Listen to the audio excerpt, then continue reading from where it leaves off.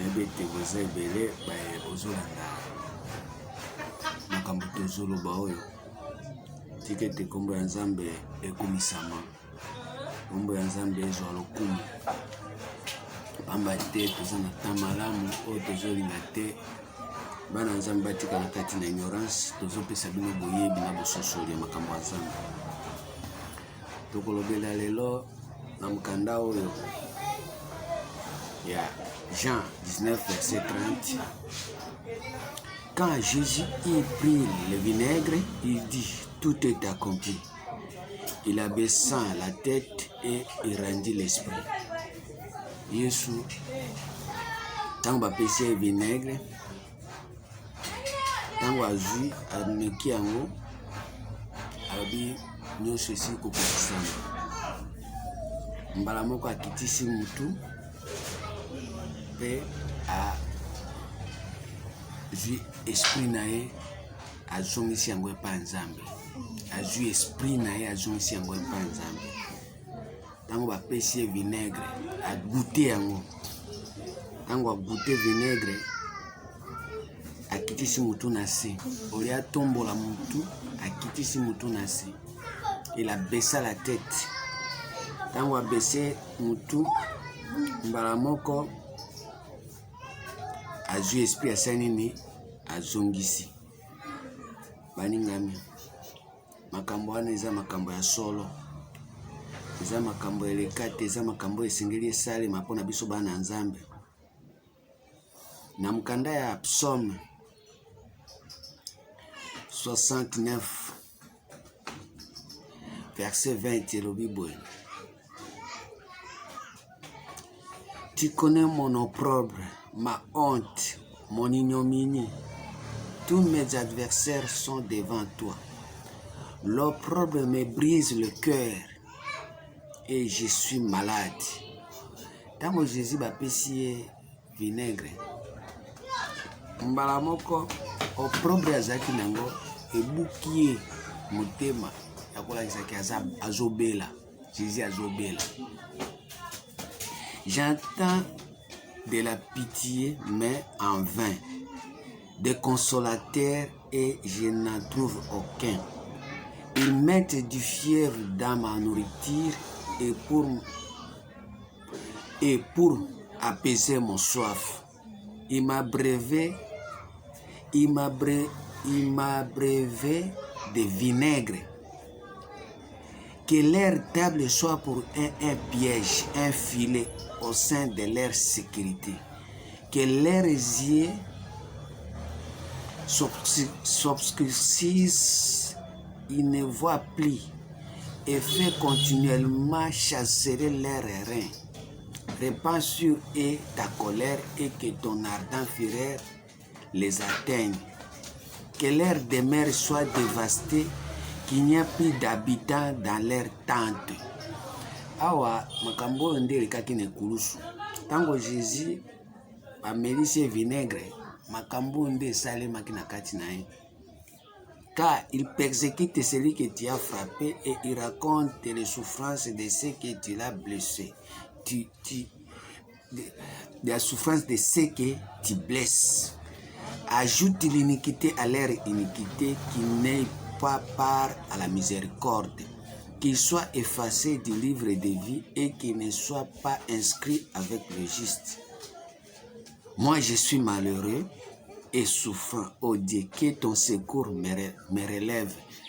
Jésus tango abaissé mutu na ekulusu, azalaki na posa ba secourir, mais tellement esprit oyo azalaki nango ezalaki esprit oyo ezali ko raconter makambo nyonso bakomi awa na kati ya mukanda ya Psaume 69.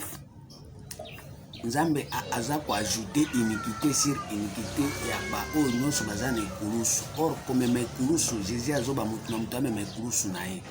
Ekulusu na ye eza croix eza symbole ya de bois.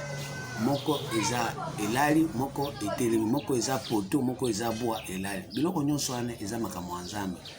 Nini toloba boye, makambo ya Nzambe ezesu makambo masiki te. Mutu nyonso ifo amema poto na ye, mutu nyonso ifo amema bois na ye. Po ba bois wana na ba poto wana nde esika nini erreur ya nzambe ezomonana. Yango moni Jésus tango azalaki na kati na croix wana bamelisi ye vinaigre. Na kati ya vinaigre nde amoni mabe na ye soif eyeli ye. Jésus aza source ya mai. Mais ayoki soif na ekulusu. Pourquoi? Parce que mai esilaki. Mai nini tozoloba na mingi destin na ye ezalaki lisusu présent te. Azosalela destin na ye te. Azalaki kosalela erreur. Azwi destin na ye amemi yango na kati na erreur. Siko esprit wana oyo arandaki yango ezalaki esprit de l'erreur. Eza na mokanda ya 1 Jean 4 verset 6 elobi boye. 1 Jean 4 6e verset elobi boye. Nous sommes de Dieu. Celui qui connaît Dieu nous écoute. Celui qui n'est pas de Dieu ne nous écoute pas. C'est par là que nous connaissons l'esprit de l'erreur et l'esprit de... C'est par là que nous connaissons l'esprit de la vérité et l'esprit de l'erreur. Tout ça n'est esprit ni balé. Il y a vérité, n'a esprit erreur. Ce qui soit fait Jésus, ça veut dire à reconnaître que azan erreur.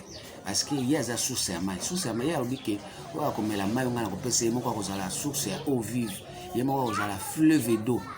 Comment expliquer Jésus n'a pas maï boya que le coca soit fait kulusu, c'est-à-dire avec autant de l'erreur, avec un esprit d'erreur. Or, esprit d'erreur, on a mis à rendre qu'un go panza, mais puisque il faut que nous soyons pas Jésus. Ce qu'on communique aux erreurs, il faut l'ongolango, il faut zoomer sango bien dans un erreur, il faut qu'on reconnaisse, il faut reconnaître par rapport à l'iniquité naïe. Par rapport à ma camion surtout tu kotanga na mkanda psalm 69. Siko soki yo pe ozana kati na Yesu, kati na liloba, kati na boyebi, kati na boanye, il faut kosala attention. Il faut tozana des esprits, tozana esprit de vérité, tozana esprit de erreur. Mais bato ebele bazoué pa Yesu bako ko distinguer ba esprit te, ko ba ke o eza esprit de erreur, o eza esprit de vérité. Or esprit de erreur nyonso ba makango na kurusi. Ya moni Jésus abi mutamtame me kurusu na. Même mak e kurusu na esika nini esengeli o ba ko remarquer erreur na yo. Po tango okomona erreur na yo, ndio ko ba kolongola esprit de erreur. Po ete o tika siko o ressusciter na esprit de la vérité. Po Jésus tango akufaki par rapport na esprit de l'erreur, asekwa ki asekwa par rapport na esprit de la vérité. Po esprit de la vérité ne tika na kati ya muto éternité. Mais esprit de l'erreur il faut kolongola yango. Bible ezoloba yango baninga mikati na nkolo na Jean 14 verset 16 à 17. Jean 14 verset 16 à 17. Et le Bible.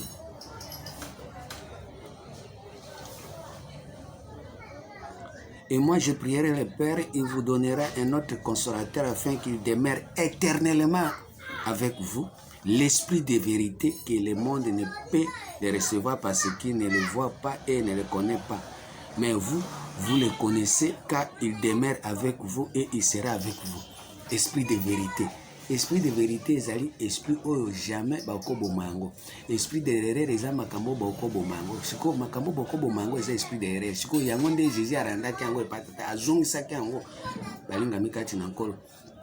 Azongisaki yango pourquoi? Parce que ayebi ke oyo eza esprit eza nzambe te. Na mkanda ya 1 Corinthiens 2 verset 11 elobi boye. 1 Corinthiens 2 11.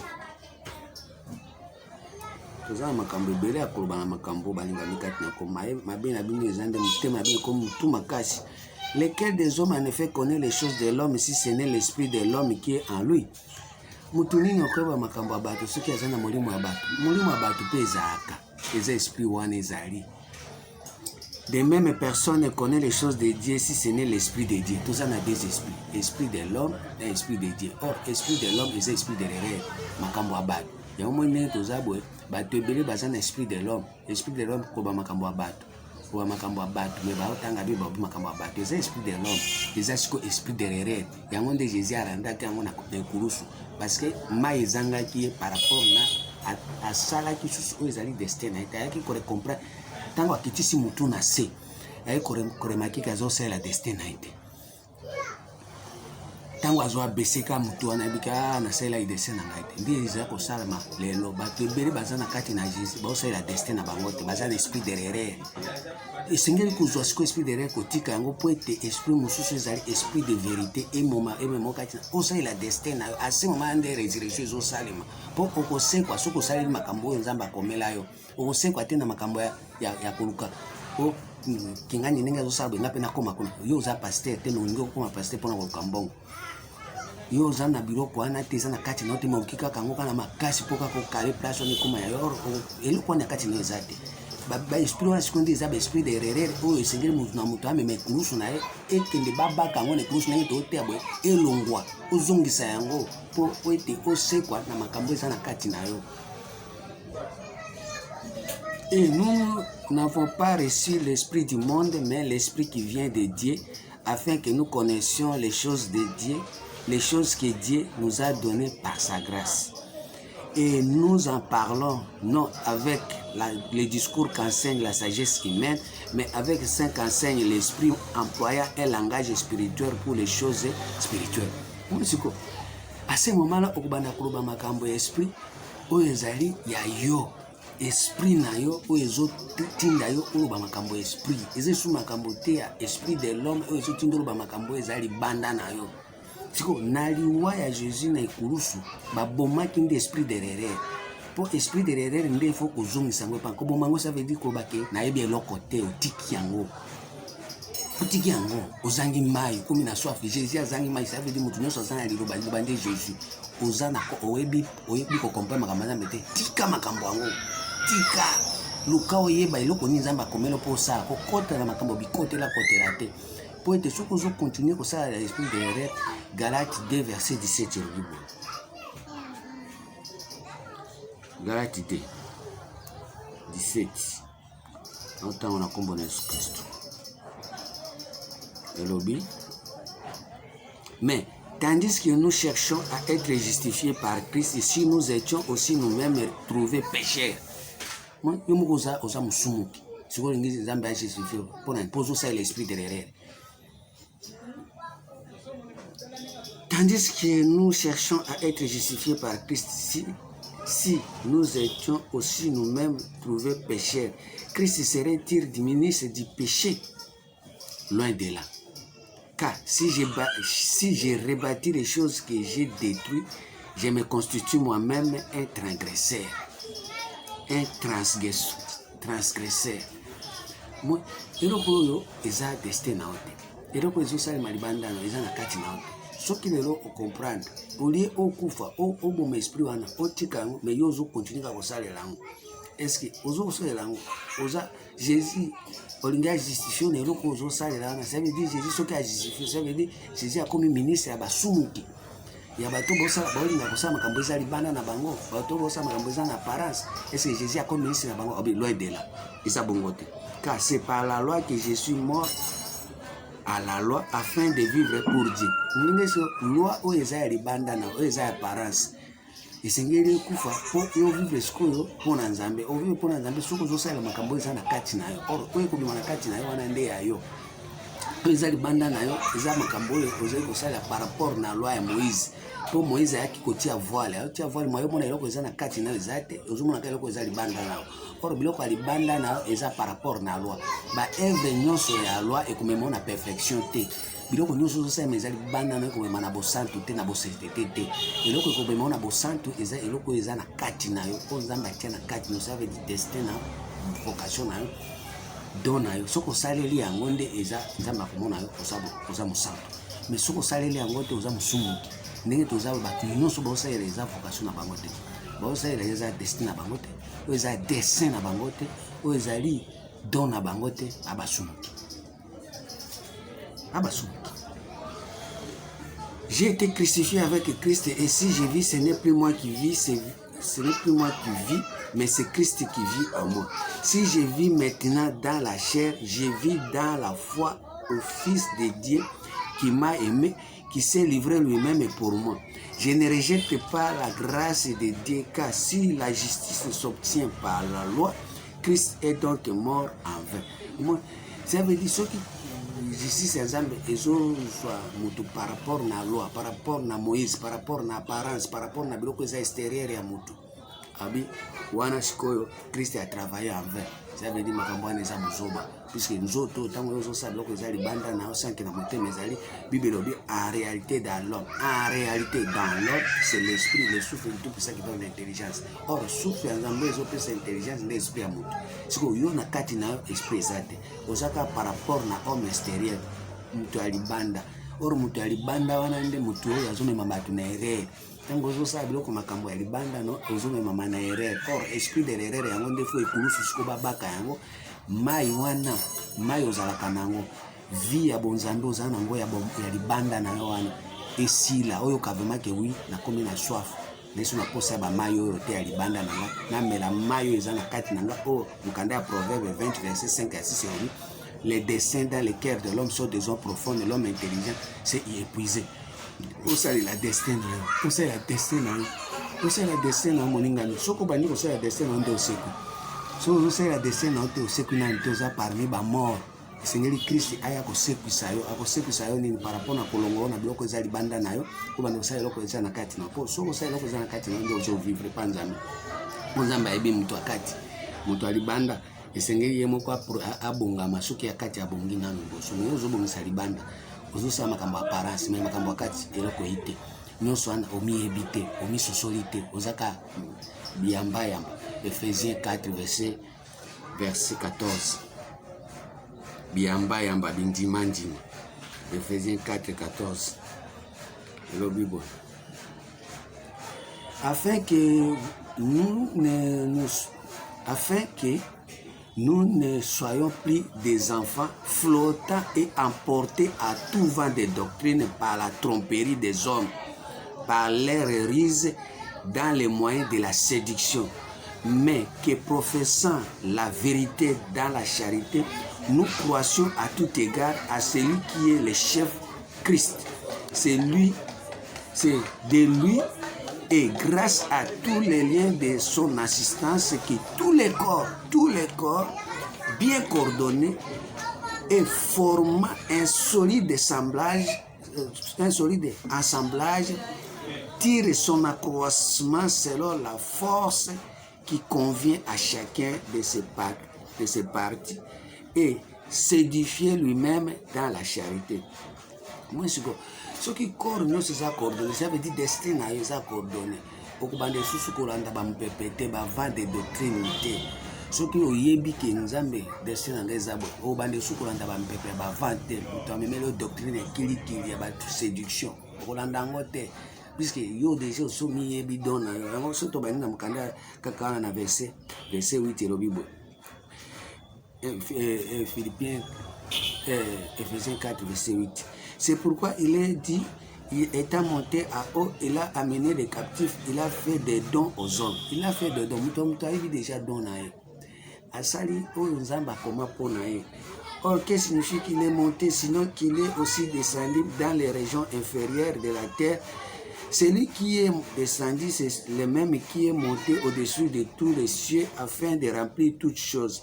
Il a donné les uns comme apôtres.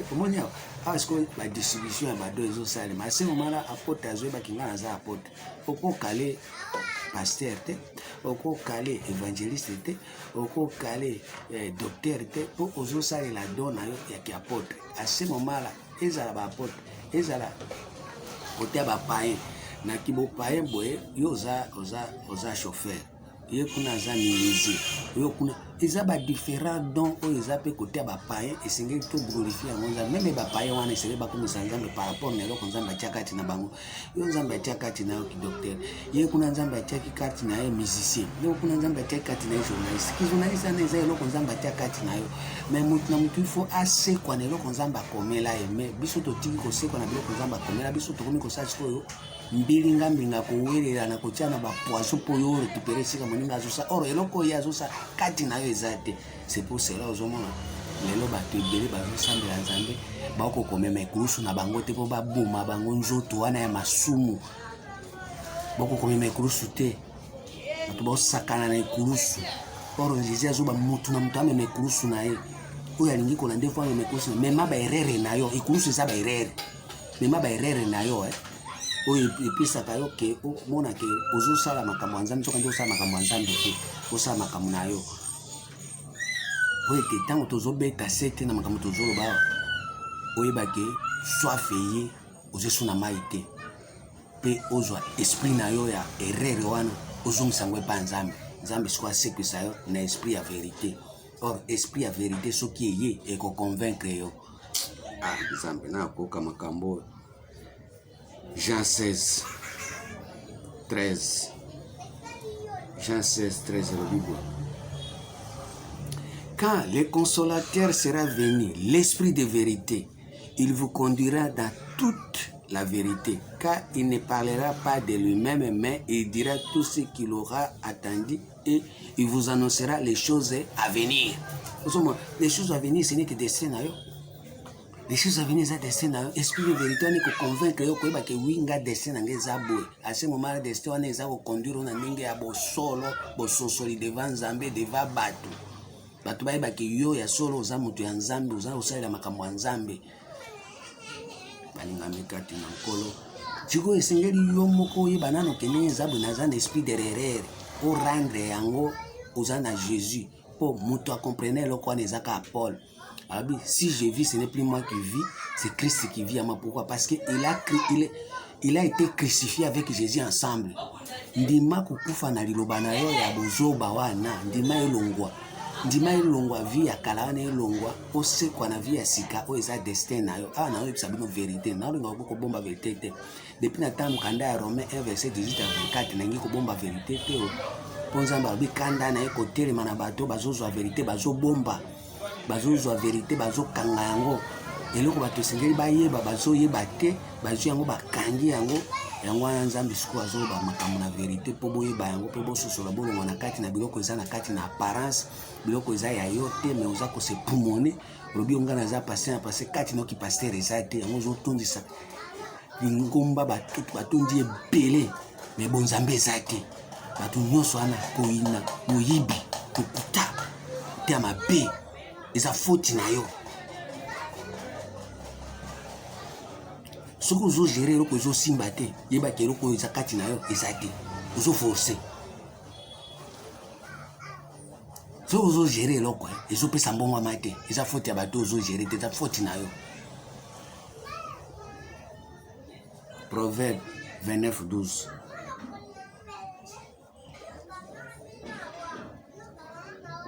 Proverbe 29, 12e verset, le Bible. Car celui qui domine a égard aux paroles mensongères, tous ses serviteurs sont des méchants. Comme tu as dominé, aux analyses de mensonge, nous avons les hommes maillons dans l'écouta, aux hommes sala makambo, aux hommes sala par rapport à l'apparence, makambo ezali banda na yo, mais la motema na ezate, batu nyonso ba Holanda yo, baba méchant, batu nyonso yozo s'occuper na bango wana baba méchant, batu nyonso bafandeli wana, ezangaite. Proverbe 29, verset 12. Isaïe 9, 14. Isaïe 9, 14. C'est le Bible.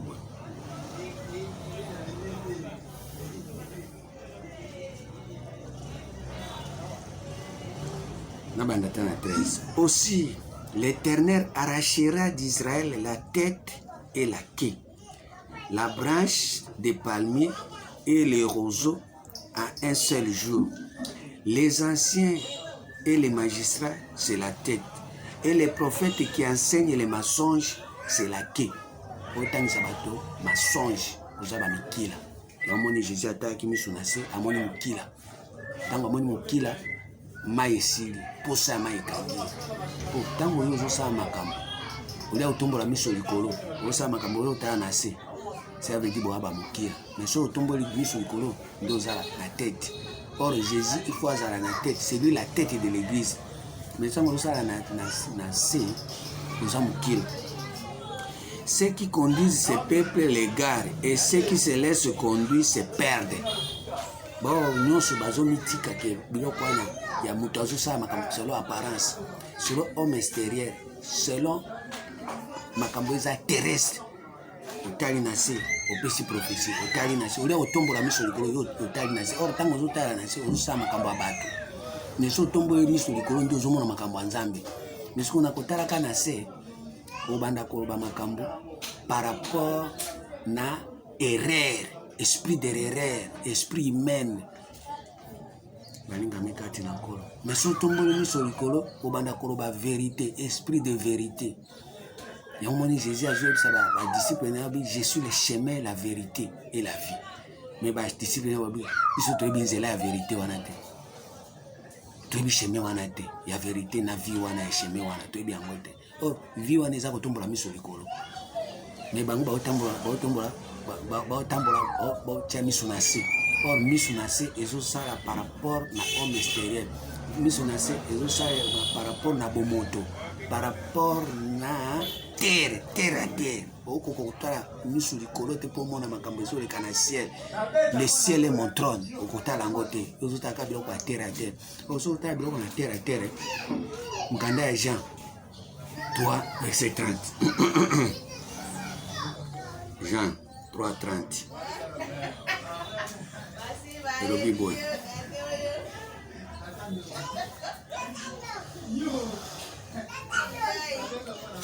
Il faut qu'il croisse et que je diminue. Celui qui vient d'en haut est au-dessus de tout. Celui qui est de la terre est de la terre. Il parle comme état de la terre. Celui qui vient du ciel est au-dessus de tout.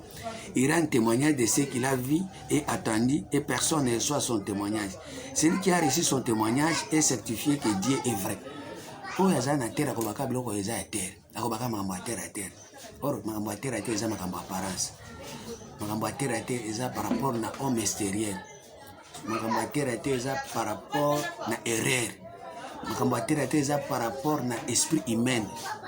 Le cœur de l'homme connaît les choses de l'homme, sinon c'est l'esprit de l'homme. Otangi Bible, olobi makamba bato. Otangi Bible, olobi makamba bato. Par exemple, Nzamba olobi mwasi na mobile ba osamba kuma mutu moko. Omoni mwasi ya nzoto, omoni mama ya papa ya nzoto. Eza makambo terre à terre. Balinga mikati na nkolo, ce n'est plus le moment ya kovivre makambo wana. Omoni Jésus moko amemaki ba discipline na kati na erreur. Pourquoi? Parce que tango ya za ko lobela bango makambo, alobela bango makambo à terre. Siko tango azoba makambo à terre, batu bansi suba comprendre exact. Alors bibo, mkanda ya verset Jean 3:12. Si vous ne croyez pas quand je vous ai parlé des choses terrestres, comment croirez-vous quand je vous parlerai des choses célestes? Ça veut dire Jésus a dit comme ma itinéraire, a parole terrestre. Si vous ne croyez pas quand je vous ai parlé des choses terrestres, comment croirez-vous quand je vous parlerai des choses célestes? Tous les choses terrestres, ils ont ma vie, mais tous les choses célestes, ils ont ma vie à bonzambe. Ça veut dire ma motema, na makambo ya libanda. Makambo ya bonzambe za makambo ya chose celeste, makambo ya motema. Makambo ya chose terrestre za makambo ya libanda, apparence. Yango ndezo masiko erreur. Or Jésus tango alobi makambo ya terrestre, yango esenga ke a rendre a esprit wana, a zongisa esprit wana, non na zongisa esprit ya terrestre. Nangi siko na se kwa na esprit céleste. Oh na mkanda ya Jean 8 verset 28 yobi bo. Jean 8 28. Jésus donc leur dit, quand vous aurez élevé le Fils de l'homme, alors vous connaîtrez ce que je suis, et que je ne fais rien de moi-même, mais que je parle selon ce que le Père m'a enseigné. Ce que vous tombez dans et puis à la kisaki par rapport na biloko ya likolo, à la kisaki biloko ya sete. Siko soki botomboli na likolo nde bokoyeba ke azanani par rapport na biloko ya likolo. Yango esengeli to kufa na biloko ya se to koma siko na biloko ya likolo. Colossiens 3 verset 2 à 4. Colossiens 3 verset 2 à 4. Effection na premier verset. Si donc vous êtes ressuscité avec Christ, cherchez les choses d'en haut où Christ est assis à la droite de Dieu. Affectionnez-vous aux choses d'en haut et non à celles qui sont sur la terre. Car vous êtes morts et votre vie est cachée en Christ et en Dieu. Quand Christ votre vie paraîtra, alors vous paraîtrez aussi avec lui dans la gloire. Faites donc mourir les membres qui sont sur la terre. Biloko eza terre à terre et puis ça biso passe. Faites donc mourir les membres qui sont sur la terre. Ça veut dire qu'on comme à niveau ya croix pour faire mourir ba membre wana. O membre wana te okota nango na résurrection. Pour ce qu'on continue la résurrection na ba membre oyo eza sur la terre okosekwa te. Comment expliquer yo mutobi oso sekwi oso yambi Jésus asa akufeli asekwi mais ce que totali biloko eza na membre ya terre tokuta yo za nango. Faites donc mourir les membres qui sont sur la terre. L'impudicité tokuta nango, l'impureté tokuta nango, pension tokuta nango. Debake Jésus akufi nante ayina nte epana yo ayina nte asekwa pété azapété. Pension les mauvais désirs ceux qui tozana nango Yesu ayeba na ote. Akufa te asekwa pété epana yo. Et la cupidité qui est une idolâtrie. C'est à cause de ces choses que la colère de Dieu vient sur les fils de rébellion, aux rebelles. Ce que mon babiloko ezali. Maintenant renoncer à toutes ces choses à la colère. Ce que mon ikoza muta kanda. Et bah que ozanango nano Yesu ayete akufa te. Ce qui akufa emoko asekwa emoko. Yo akufa na ete. Olanda Paul te. Si vous êtes ressuscité avec Christ, le Seigneur okufa na osekwa na okufi nani olongwe biloko ezali ya erreur okoti ko na eloko ya esprit de vérité olongoli esprit de erreur okoti na esprit de vérité wana ndio ozosekwa. Maintenant renoncer à toutes ces choses, à la colère, à la limonosité, à la méchanceté, à la calomnie, aux paroles déshonnêtes qui pourraient sortir de votre bouche. Tant que nous connaissons, tant que nous ozobimisa maloba oyo ezali ya apparence. Eza ba parole moko ezo ko déshonorer Nzambe, ezo déshonorer bandimi, ezo déshonorer batu nyonso. Ne vous mentez pas les uns les autres. Ozo kosa bandimi. Ozo kosa moninga, ozo kosa muto ozo te ya apparence. Ozo ba makambo eza mutema te. Ezo toucher mutema te, omoni batu bongo wa mate. Bolingo ezate, boyokani ezate, kimi ezate. Bandimi bazo finga, pagano bazo finga, bavindimi mtea mabe, baokabate, pagano otaba okaba mwa muke, pagano pe mtea mabe, so bandiko finga, ochola, otala bobi ya solo. Nous avons un monde vraiment, tout le monde est noté. Or, il faut détruire le monde pour que Jésus a créé le monde de naïf. Jean 18, verset 36. Jean 18, 36. Jésus a dit, mon royaume n'est pas de ce monde, répondit Jésus. Si mon royaume était de ce monde, mes serviteurs auraient combattu pour moi afin que je ne puisse pas livrer aux Juifs. Maintenant, mon royaume n'est pas d'ici-bas. Makambo ya sese wana makambo ya terre à terre, makambo ya apparence, makambo ya bomoto. Jésus a otika la korenye te, Satan mtazo renye.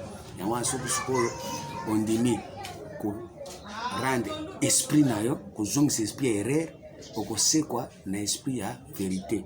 Romains 6 na sukisa wana pour ko accomplir ma bé.